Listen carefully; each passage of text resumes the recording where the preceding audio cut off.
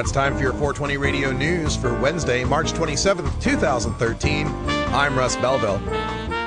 Legalization advocates spring for Marijuana is Safer billboard in Portland from OregonLive.com. Advocates of legalizing marijuana aren't giving up on the public relations fight. Thursday at 10:30 a.m., they will hold a press conference in downtown Portland to remind beer and wine lovers of the relative harmlessness of pot over alcohol to consumers. The billboard features a glass of beer, a glass of wine, and a marijuana leaf below the words beer, wine, and safer. House Bill 3371, which would legalize and tax pot, is up for a public hearing in the State House April 2nd.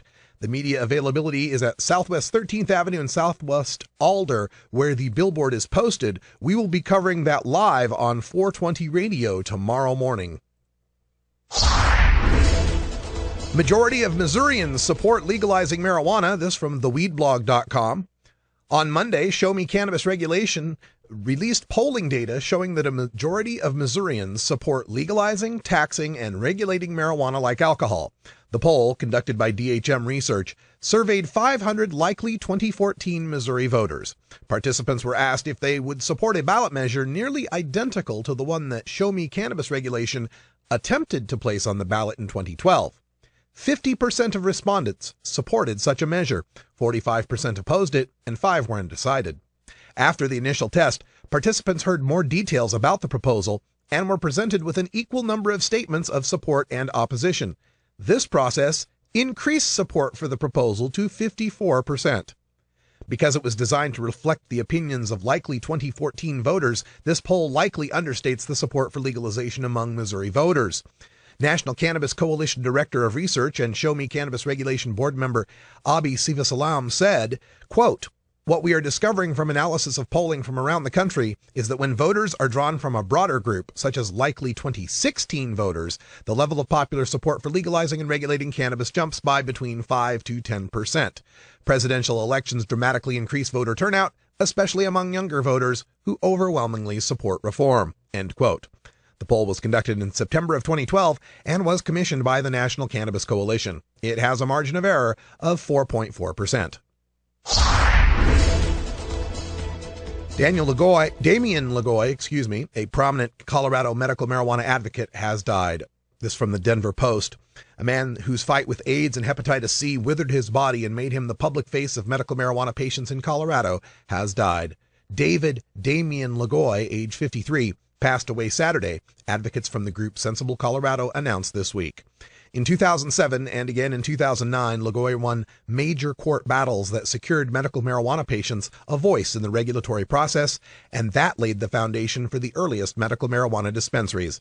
Lagoy was diagnosed with HIV in 1986 and hepatitis C in 1998, according to Sensible Colorado.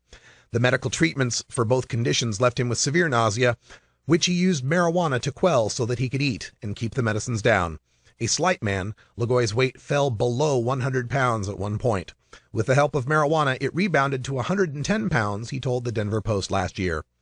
Last year, Sensible Colorado gave Lagoy its first ever Lifetime Achievement Award. Brian Vincente, executive director of Sensible Colorado, said in a statement, quote, "He was a friend, he was a freedom fighter, and he changed Colorado forever. He will be missed." End quote. University of Texas votes down marijuana arrest policy change from KVUE in Austin. Authors of a bill to change marijuana enforcement on University of Texas campus were hoping to pass legislation that would be the first of its kind.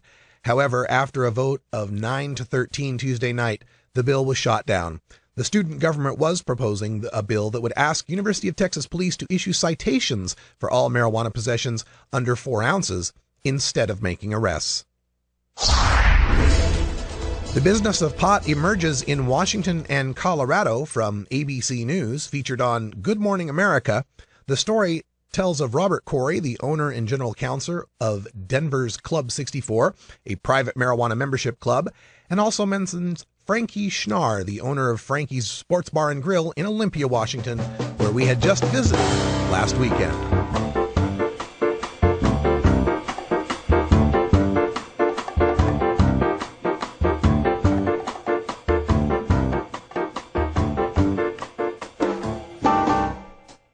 This has been your 420 Radio News for Wednesday, March 27th, 2013. I'm Russ Belville. When we come back, we go behind the headlines and take a look at The Atlantic magazine, its look at the legalization movement for 2016, and its knocks on Oregon for 2012.